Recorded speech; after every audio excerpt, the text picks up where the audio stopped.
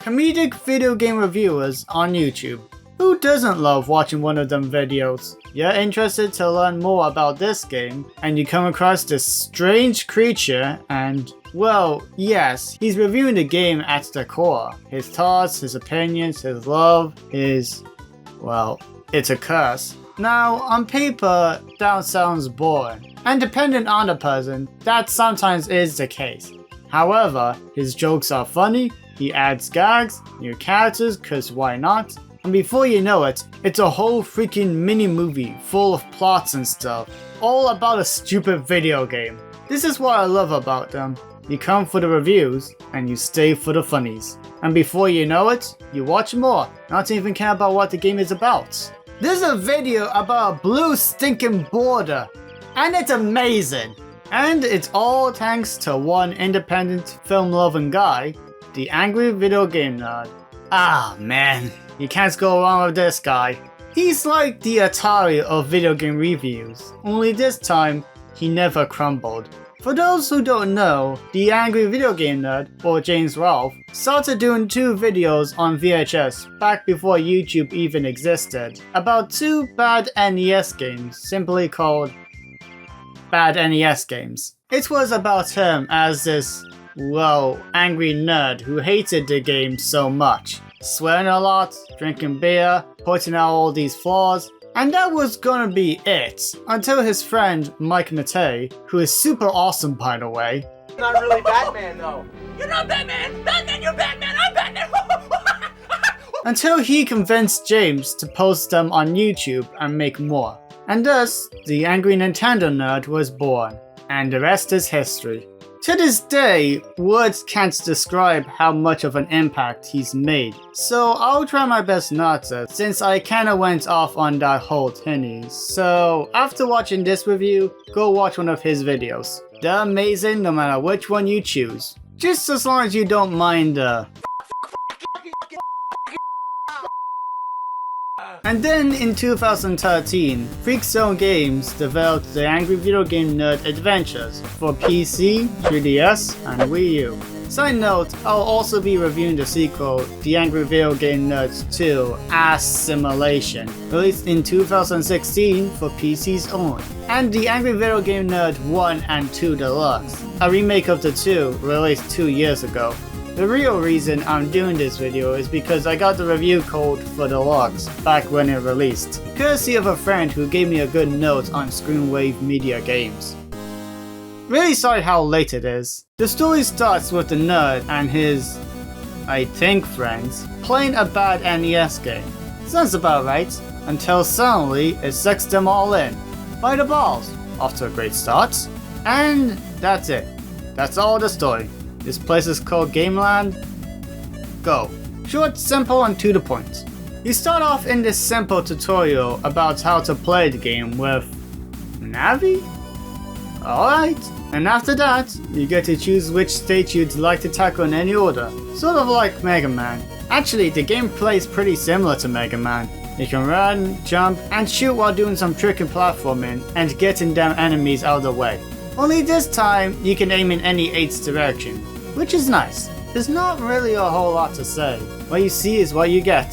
There's some power-ups like the Glitch Gremlin, which freezes everything on screen, Super Mecha Death Christ, which destroys everything on screen, and the rocks. It goes in an arch and misses everything. Woo. You can also get this to upgrade your gun until you take a hit, but keep it on you and it can destroy bosses. I'll get to the bosses later. You can find and unlock different playable characters throughout the game. You've got the skeleton guy with the guitar who can shoot waves, there's Mike who can see and destroy certain blocks to reveal goodies, and wields a lightsaber, and then there's the BS man. What? I still want to be a good boy. He has a double jump and can shoot up some poop.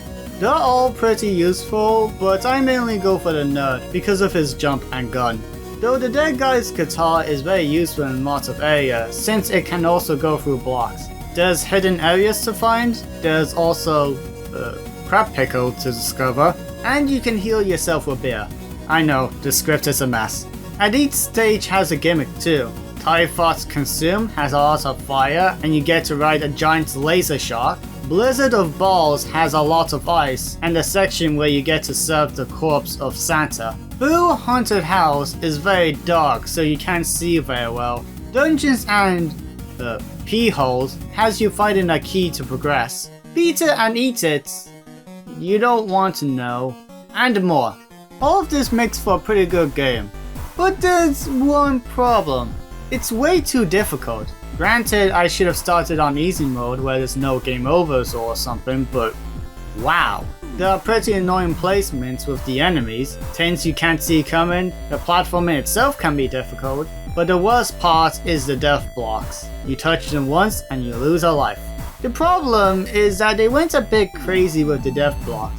Look at this! If you're not pixel perfect, you're dead. And then there's the bosses. Some of them are alright, but most of them are so goddamn annoying. I really should have went to easy mode, because once you lose all of your lives and get a game over, it's back to the stage select. I was at a point where I really wanted to give up. It was that frustrating. If I was to compliment the game on anything, it's the presentation. They really did go all out with how it looks, sounds, and the references. I mean, I don't really know why there's a happy world with a unicorn as a boss. What were they thinking? Everything's 8-bit, which is expected. The bosses are from past AVGN episodes. The rock I mentioned is a reference to another AVGN episode, seen with that one beginner's trap. Ha! But then, we have the music. The music is so awesome. Every single piece is a joy to listen to. Even the pause menu. Even the goddamn pause menu. But enough talk, I've reached the end. Laughing, joking numbnuts. And it's even harder than the others! Ah! But then, we get to the programmer, Fred Fudge.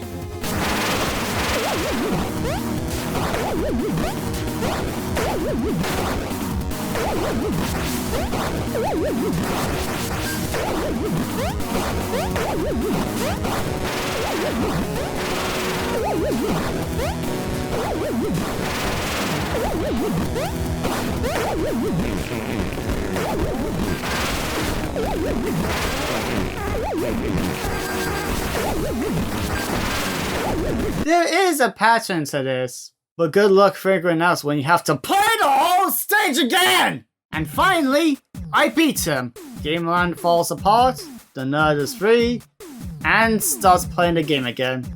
Yep, that's him alright. So, in conclusion, it's almost a really good game, but a high level of difficulty kinda ruins the whole game for me, which is a real shame. I really love everything else about it. I understand what they were going for, but they kinda tried to make it more AVGN themed rather than make it fun for the players. I say get this one only if you're a die-hard AVGN fan and have played a few hard games before. But then 3 years later, a sequel was made. Will this be any better? Well, let's find out. The story starts with everyone enjoying life, when suddenly a beam struck the earth and turned it into a crappy video game and the people into monsters. All except for the nerd, because why not? After getting through the tutorial, the nostalgia critic appears and tells you that to save the world, you have to collect these sex force pieces. I don't know, they could have come up with something better. But he wants to save the world first, so kill him. Well, looky what we have here. A map. So rather than 8 big levels, we've got 5 worlds, each having 3 smaller levels and a boss at the end. On top of that, in this game's normal mode, after you've beaten a level, the lives count will go back up to 20, which makes things a lot fairer. And that's how I would describe this game. It's still really hard, no doubt about that, but it gives you a chance, more or less. The level design is way better, there's only a few death blocks, and the newly added features. The items are better, I've barely come across the rocks, there's these big kegs that refuel your health, and the F-bombs that, well... It's time to start dropping some F-bombs!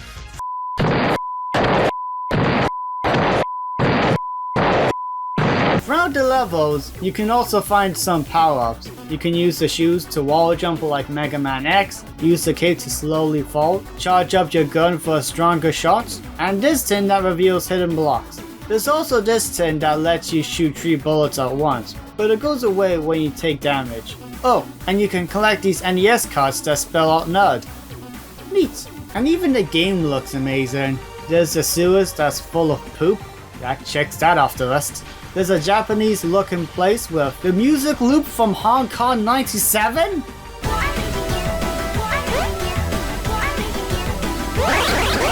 Oh yeah, the music's just as good. Moving on. There's a black and white horror world which, you know what? Fine enough. He's a fan of monster movies. A board game world which, well, he has mentioned board games every now and again. An Area 51? 2? Based on the Angry Video Game Nerd movie? This is a good game right here! And the humor doesn't stop at all. If you're a fan, you're really gonna love this. Especially when it comes to the bosses. You've got board games. Oh. Well, he's a mini boss, but I just wanted to bring him up. There's that guy from the movie who turns into a freaking scorpion. And then you have all of these monsters. Then the nerd just tells them to F off and finishes the level. Having them as their own level helps out for sure, but they haven't gotten any easier, so get up off your ass and start pushing some buttons. Once you've obtained all the Sex Force pieces, you can tackle the last level. It's all red like the Virtual Boy and it's so damn hard! And then, the final boss, Death What's-His-Face from the movie. Oh yeah, the critic dies.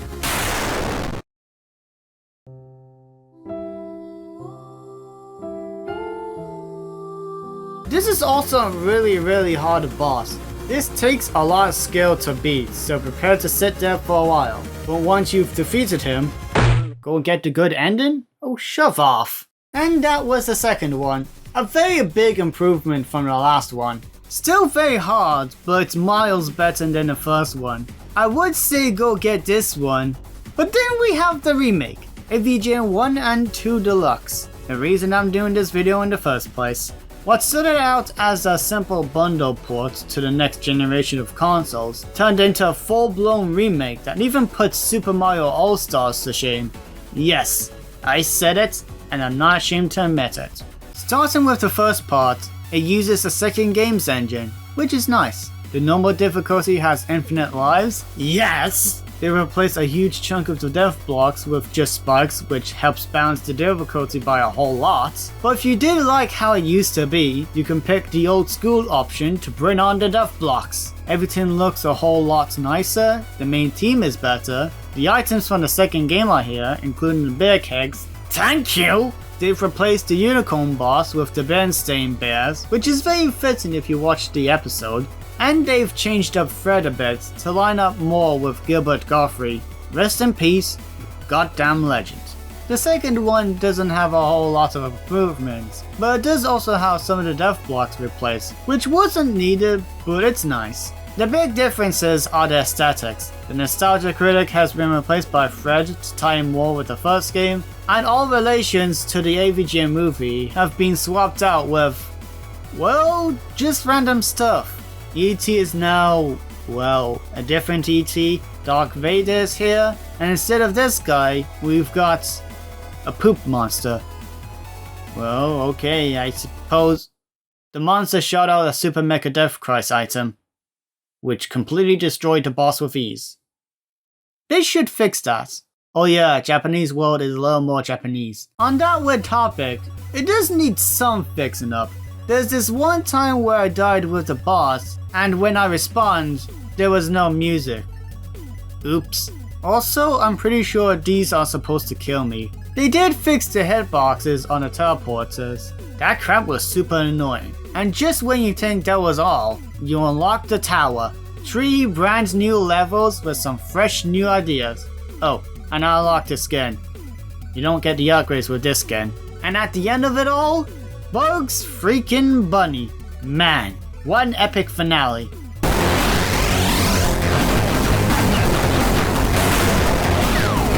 And now I'm in hell. So, that was AVGN Adventures 1, 2, and Deluxe. What do I think of it all? Well, the first one is for hardcore fans only. Very good, but very unfair.